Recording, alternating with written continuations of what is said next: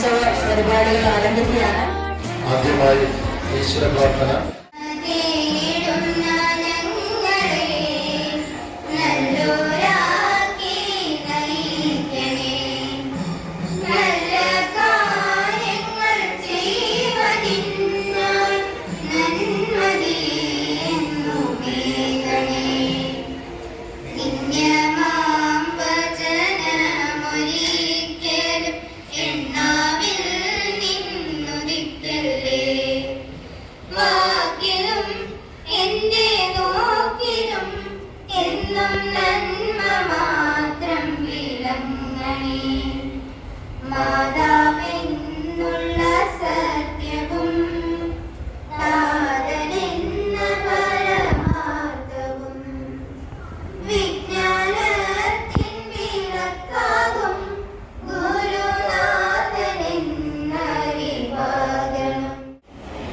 രണ്ടു മാസത്തെ വേനലവധിക്ക് ശേഷം നമ്മുടെ സ്കൂള് വീണ്ടും പ്രവർത്തനം ആരംഭിച്ചിരിക്കുകയാണ്. കുട്ടികള് 2 മാസത്തോളം ആടിപ്പാടി നടന്നു. വീണ്ടും നിങ്ങളുടെ അധ്യയനം ആരംഭിക്കാറായി. അപ്പോൾ ഈ കുട്ടികളെ ഇവിടെ ഏൽപ്പിച്ചിരിക്കുന്ന രക്ഷകർത്താക്കൾക്ക് തികച്ചും നിങ്ങളുടെ കൈകളിൽ നിങ്ങളുടെ കുഞ്ഞുങ്ങൾ സുരക്ഷിതരാണ്. നമ്മുടെ സ്കൂളിലേക്ക് എത്തിച്ചതിന് ആദ്യം നിങ്ങളോട് നന്ദി പറയുന്നു.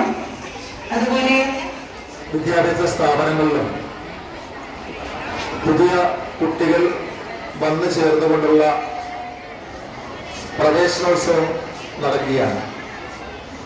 അതിന്റെ ഭാഗമായിട്ടാണ് പുന്നപ്ര യു പി സ്കൂളും പുതിയ വിദ്യാർത്ഥികളെ വരവേൽക്കുവാനും നിലവിലുള്ള വിദ്യാർത്ഥികളെ കൂടെ ചേർത്ത് നിർത്തിക്കൊണ്ട് ഇത്തരത്തിലുള്ളൊരു ചടങ്ങ് സംഘടിപ്പിച്ചിട്ടുള്ളത്.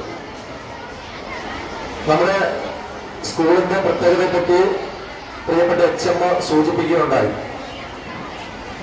നമുക്കറിയാം, ഏകദേശം 5 മുതൽ 7 വരെയാണ് നമ്മുടെ സ്കൂളിലെ ഡിവിഷനുള്ളത്. 788 കുട്ടികളായിരുന്നു കഴിഞ്ഞ അധ്യയന വർഷം നമുക്ക് ഏറ്റവും അവസാനം നമ്മുടെ കണക്കെത്തി നിൽക്കുമ്പോൾ ഉണ്ടായിരുന്നു.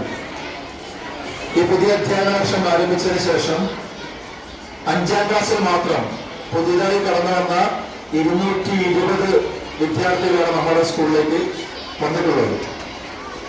അപ്പൊ 220 സ്കൂൾ വിദ്യാർത്ഥികൾ എന്ന് പറയുമ്പോൾ സാധാരണ നമ്മുടെ നാട്ടിൻപുറങ്ങളിലും നമ്മുടെ താലൂക്കുകളിലേക്കുള്ള ചെറിയ സ്കൂളുകളിൽ പോലും ചില സ്കൂളുകളിലൊക്കെ മൊത്തത്തിൽ തന്നെ സ്ട്രെങ്ത് എടുത്ത് നോക്കിക്കഴിഞ്ഞാൽ ചിലപ്പോൾ 100-150 കുട്ടികളെ മൊത്തത്തിൽ കാണാൻ സാധിക്കുകയുള്ളൂ. അതിന് പകരമായി 780 മുതൽ കുട്ടികളും 5ാം ക്ലാസ്സിലേക്ക് തന്നെ 220 വിദ്യാർത്ഥികളും കടന്നു വരിക എന്ന് പറഞ്ഞത് ഏതെങ്കിലും ഈ പുന്നപ്രയുടെ കിഴക്ക് വശമോ പടിഞ്ഞാറ് വശത്തു നിന്ന് മാത്രമല്ല. നമുക്കറിയാം, പുന്നപ്രയുടെ കിഴക്കേറ്റം നമ്മുടെ കായലുമായി ബന്ധപ്പെട്ട് കിടക്കുന്ന, പടിഞ്ഞാറ് ഭാഗം തീരപ്രദേശവുമായി ബന്ധപ്പെട്ട് കിടക്കുന്നു. അതേപോലെ തന്നെ നമ്മുടെ പുന്നപ്രയുടെ നമ്മുടെ സ്കൂളിൽ നിൽക്കുന്നതിന്റെ തെക്കേറ്റം നമ്മുടെ പുറക്കാട് നിന്ന് പോലും, പുറക്കാട് മുതൽ പുന്നപ്ര വരെ എത്തി നോക്കുമ്പോൾ ധാരാളം സ്കൂളുകൾ ഉണ്ടായിട്ട് പോലും പുറക്കാട് നിന്ന് പോലും നിരവധി വിദ്യാർത്ഥികൾ നമ്മുടെ സ്കൂളിലേക്ക് എത്തിച്ചേർന്നിട്ടുണ്ട്. സ്കൂളിലെ ഭൗതിക സാഹചര്യത്തെ സംബന്ധിച്ചും ഇതിന്റെ ചരിത്രത്തെ പറ്റിയും എല്ലാം നമ്മുടെ PTA പ്രസിഡന്റ് പറഞ്ഞു കഴിഞ്ഞു. അങ്ങനെ എല്ലാം കൊണ്ടും കുട്ടികൾക്കും രക്ഷകർത്താക്കൾക്കും വിശ്വസിക്കാവുന്ന ഒരു സ്കൂൾ തന്നെയാണ് ഇത്. ഇവിടുത്തെ വിവിധ സബ്ജക്റ്റ് കൗൺസിലൂടെ കുട്ടികളെ കണ്ടിന്യൂസ് ഇവാലുവേഷൻ അല്ലെങ്കിൽ നിരന്തര മൂല്യനിർണ്ണയം നടത്തുമ്പോൾ രക്ഷകർത്താക്കളുടെ ഭാഗത്തു നിന്നും ഒരു സപ്പോർട്ട് ആവശ്യമാണ്. കുട്ടികളുടെ ഈ പ്രവേശനോത്സവവുമായിട്ട് ബന്ധപ്പെട്ട് രക്ഷിതാക്കളെല്ലാവരും ഇവിടെ എത്തിയിട്ടുണ്ട്. നമ്മുടെ സംസ്ഥാനം ഒട്ടാകെ ഈ ആഘോഷങ്ങൾ പങ്കുചേരുമ്പോൾ UP സ്കൂളിലെ രക്ഷിതാക്കളും അധ്യാപകരും വളരെ ഭംഗിയായിട്ട് ഇവിടുത്തെ പ്രവേശനോത്സവത്തിൽ വേണ്ട കാര്യങ്ങളൊക്കെ ചെയ്തിരിക്കുന്നു. അതിന് വളരെ സന്തോഷമുണ്ട്. ഈ സ്കൂളിനെ ഇത്രയും ഉയർച്ചയിലേക്ക് എത്തിച്ചേർക്കാനായിട്ട് കഴിയുന്നത് അധ്യാപകർ മാത്രമല്ല, അതേപോലെ തന്നെ രക്ഷകർത്താക്കളും ഈ അധ്യാപകരോട് തോളോട് ചേർന്ന് നിന്ന് പ്രവർത്തിക്കുമ്പോഴാണ് നമ്മുടെ സ്കൂളിനെ ഏറ്റവും മികച്ച, ഏറ്റവും നല്ല സ്കൂളാക്കി മാറ്റുന്നത്.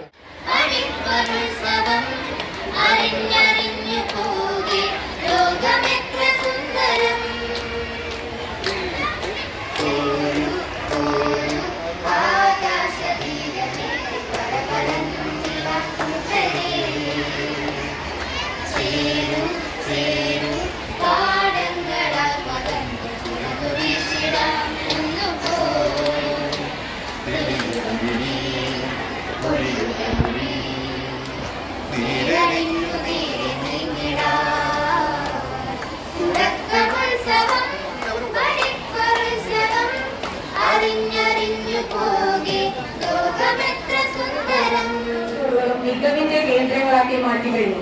ആ സാഹചര്യത്തിൽ ആദ്യം തന്നെ നമ്മുടെ മക്കളെ ഈ സ്കൂളിലേക്ക്, പ്രത്യേകിച്ച് നമ്മുടെ പൊതുവിദ്യാലയങ്ങളിലേക്ക് എത്തിച്ച പ്രിയ രക്ഷിതാക്കൾക്ക് ആദ്യം തന്നെ ആ വലിയ മനസ്സിന് ഒരു അഭിനന്ദനം അർപ്പിച്ചുകൊള്ളട്ടെ. ഇവിടെ എച്ച്.എം. നേരത്തെ സ്വാഗത പ്രസംഗത്തിൽ സൂചിപ്പിച്ചു, നമ്മുടെ പാഠ്യപദ്ധതി പരിഷ്കരണവും പാഠപുസ്തക പരിഷ്കരണവും ഒക്കെ ആയിട്ട് ബന്ധപ്പെട്ട കാര്യങ്ങൾ ടീച്ചർ ആദ്യമേ തന്നെ ഇവിടെ പറഞ്ഞു കഴിഞ്ഞു.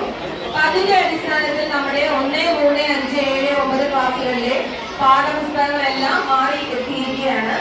അതോടൊപ്പം രക്ഷകർത്താക്കൾക്കുള്ള ഒരു കൈപുസ്തകവും ഇനി നിങ്ങളുടെ കൈകളിലേക്ക് എത്തും. ഇപ്പൊ നമ്മുടെ കുഞ്ഞുങ്ങളെ നമ്മള് ഇതിനോടൊപ്പം ഞങ്ങള് കുഞ്ഞുങ്ങളെ ട്രെയിൻ ചെയ്യിക്കുന്നതോടൊപ്പം രക്ഷിതാക്കളും ഞങ്ങളോടൊപ്പം നിന്ന് നമ്മുടെ കുഞ്ഞുങ്ങളെ നാളെയുടെ വാഗ്ദാനങ്ങളാക്കി നമുക്ക് മാറ്റേണ്ടതുണ്ട്.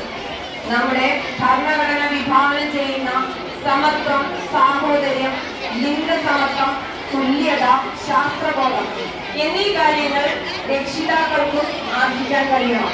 നമ്മുടെ കുട്ടികൾക്ക് അത് നൽകണമെങ്കിൽ നമ്മുടെ രക്ഷിതാക്കൾക്ക് ഒരു ശാക്തീകരണം നൽകേണ്ടതുണ്ട്. അതുമായി ബന്ധപ്പെട്ട് ഇത് ക്ലാസ്സൊന്നുമല്ല, നമുക്ക് കൂടിയിരുന്ന ചർച്ചയിലൂടെ നമ്മുടെ കുഞ്ഞുങ്ങളെ എങ്ങനെ ആ മുഖ്യധാരയിലേക്ക് എത്തിക്കാം, അത്ര മാത്രമേ ഉള്ളൂ. അല്ലാതെ ഇതൊരു ക്ലാസ് ആയിട്ട് നിങ്ങൾ എടുക്കണ്ട. നമ്മുടെ കുഞ്ഞുങ്ങളെ മുഖ്യധാരയിലേക്ക് എത്തിക്കണമെങ്കിൽ നാം ഓരോ കുട്ടിയെയും അറിയേണ്ടതുണ്ട്. നമ്മുടെ കുട്ടിയെ അറിയുക എന്ന് പറഞ്ഞാൽ അവന്റെ വ്യക്തി വികാസം, അവന്റെ ശാരീരിക വികാസം, പോഷകാഹാരത്തിന്റെ പ്രാധാന്യം, അതേപോലെ തന്നെ സാമൂഹ്യ വികാസം, അതേപോലെ ഓരോ കുട്ടിയും വ്യത്യസ്തരാണെന്നുള്ള തിരിച്ചറിവ് ഓരോ രക്ഷിതാക്കൾക്കും ഉണ്ടാകേണ്ടതുണ്ട്. ഉദാഹരണത്തിന് നമ്മുടെ കുട്ടികൾ രാവിലെ 7 മണിക്ക് ട്യൂഷനായി ഇറങ്ങിയിരിക്കുന്നതാണ്. ആ സമയത്ത് നമ്മുടെ കുട്ടികൾ ഭക്ഷണം രാവിലെ ചിലപ്പോൾ ഒരു ഗ്ലാസ് ചായ മാത്രം കുടിച്ചുകൊണ്ടായിരിക്കും ട്യൂഷന് പോകുന്നത്. അവർ ശരിയായ ഭക്ഷണം കഴിക്കുന്നില്ല. അവർക്ക് വേണ്ടത്ര പോഷക വസ്തുക്കൾ ശരീരത്തിൽ എത്തുന്നില്ല. പലപ്പോഴും കുട്ടികൾ ക്ലാസ്സിൽ വന്നിരുന്ന് ഉറക്കം തൂക്കും. അങ്ങനെയുള്ള കാര്യങ്ങളാണ്. നമ്മൾ വിളിച്ച് ചോദിച്ചു കഴിഞ്ഞാൽ കുട്ടികൾ പറയും ടീച്ചറെ ഭക്ഷണം കഴിച്ചില്ല. അപ്പൊ നമ്മുടെ രക്ഷിതാക്കൾ ഒന്ന് ശ്രദ്ധിക്കുക. നമ്മുടെ കുഞ്ഞുങ്ങൾക്ക് ശരിയായ പോഷകാഹാരമുള്ള ഭക്ഷണം നൽകുന്നതിൽ രക്ഷിതാക്കൾ ഒന്നുകൂടെ ശ്രദ്ധ ചെലുത്തേണ്ടതുണ്ട്. അതുപോലെ തന്നെ കുട്ടിയുടെ സാമൂഹ്യ വികാസം, സമൂഹവുമായി കുട്ടിക്ക് ഏത് തരത്തിലുള്ള ബന്ധമാണ്, ഇതെല്ലാം രക്ഷിതാക്കൾ ശ്രദ്ധിക്കണം. അതേപോലെ നമ്മളെല്ലാവരും തന്നെ നമ്മുടെ കുട്ടികളെ താരതമ്യം ചെയ്യാറുണ്ട്. ഉദാഹരണത്തിന് നമ്മൾ പറയും, എടാ അവനെ നോക്കി പഠിക്കുക, ഇവളെ നോക്കി പഠിക്കുക, അവനെ പോലെ ആയിത്തീര്, ഇവളെ പോലെ ആയിത്തീരെന്നൊക്കെ നമ്മുടെ കുട്ടികളെ കമ്പയർ ചെയ്യും. നമ്മൾ ഒരു കാര്യം മനസ്സിലാക്കേണ്ടതുണ്ട്, നമ്മുടെ കുട്ടികൾ ആരും തന്നെ ഒരിക്കലും അങ്ങനെ ആയിത്തീരില്ല. ഞാൻ നിങ്ങളെ പോലെ ആവില്ല, നിങ്ങൾ എന്നെ പോലെ ആവില്ല. ഓരോരുത്തർക്കും വ്യത്യസ്ത രീതിയിലുള്ള കഴിവുകൾ നമ്മൾ തിരിച്ചറിയണം. നമ്മുടെ മുന്നിലിരിക്കുന്ന ഓരോ കുട്ടിക്കും വ്യത്യസ്തമായ കഴിവുണ്ട്. അവന്റെ മാർക്ക് നോക്കണം, അവന് ഫുൾ മാർക്കുണ്ട്, നിനക്ക് എവിടെ പോയി 1 മാർക്ക്, അങ്ങനെ ഒരിക്കലും ഒരു കുട്ടിയെ താരതമ്യം ചെയ്യുന്നു. നമ്മളെല്ലാവരും വ്യത്യസ്തരാണ്. നമ്മൾ പറയും നമ്മൾക്കായി തീരാൻ പറ്റില്ല, അതുകൊണ്ട് എന്റെ മോൻ, ഞാൻ ആഗ്രഹിച്ചു ഡോക്ടറാണോ, എനിക്ക് എത്തിച്ചേരാൻ കഴിയില്ല, അതുകൊണ്ട് എന്റെ മോൻ അത് നേടണം. ഇങ്ങനെയുള്ള കാര്യങ്ങളൊക്കെ നമ്മുടെ വീടുകളിൽ കുട്ടികളോട് പറയാറുണ്ട്. ഒരിക്കലും ഒരു രക്ഷകർത്താവും നമ്മുടെ കുട്ടികളെ അങ്ങനെ താരതമ്യം ചെയ്യരുത്. അവന്റെ കഴിവ് എന്താണെന്ന് നമ്മൾ തിരിച്ചറിയുക. അവന് ചിലപ്പോൾ പാട്ടിനോടായിരിക്കും താല്പര്യം, ഏതെങ്കിലും തൊഴിൽ മേഖലയിലായിരിക്കും അവന് താല്പര്യം, അല്ലെങ്കിൽ വേറെ വിദ്യാഭ്യാസം, കായിക വിദ്യാഭ്യാസം, ഇതിനൊക്കെ ആയിരിക്കും അവന് താല്പര്യം. അപ്പൊ അവന്റെ മേഖല തിരിച്ചറിഞ്ഞ് അതിലേക്ക് അവനെ കൊണ്ടുവരിക, പിടിച്ചുയർത്തുക. എങ്കിൽ മാത്രമേ സമൂഹത്തിലെ മുഖ്യധാരയിലേക്ക് നമ്മൾ അവനെ ഉയർത്താൻ സാധിക്കൂ.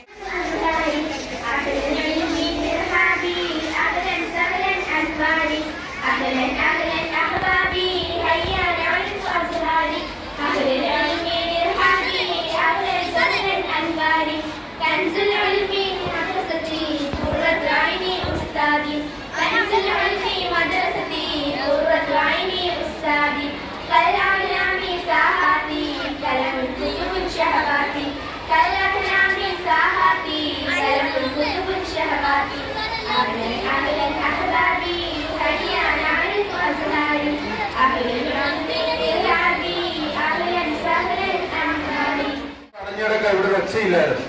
അപ്പൊ പിള്ളേരെല്ലാം നല്ലൊരു കയ്യിൽ ആദ്യമേ കൊടുത്തേ. നല്ല ഒച്ചയ്ക്ക് കേൾക്കണം, എല്ലാവരും കേൾക്കണം, അപ്പുറത്തെ സ്കൂളിൽ കേൾക്കണം. ഇവിടെ അടങ്ങില്ലായിരുന്നു 2 മാസം. എല്ലാവരും നിങ്ങൾ വന്നെന്ന് അറിയിക്കണ്ടേ? ഈ സ്കൂളിൽ വന്നെന്ന് അറിയണം അല്ലേ? ഒന്നുകൂടെ ഒച്ചത്തിൽ 1, 2, 3.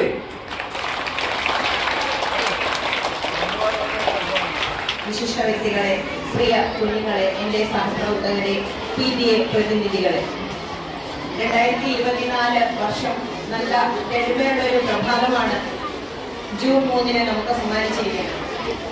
അന്തരീക്ഷം ഇങ്ങനെയാകുമെന്ന് ഒരു പ്രതീക്ഷയുമില്ലായിരുന്നു. ഇവിടെ നമ്മുടെ സ്കൂള് ഒരു റെസ്ക്യൂ ഷെൽട്ടറായിരുന്നു.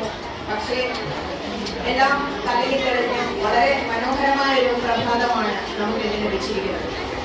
ഇവിടെ എനിക്ക് മുൻപേ സംസാരിച്ചവരെല്ലാം നമ്മുടെ സ്കൂളിന്റെ മഹത്വത്തെക്കുറിച്ചും സ്കൂളിന്റെ പ്രത്യേകതകളെക്കുറിച്ചും വിശാലമായി തന്നെ സംസാരിച്ചു.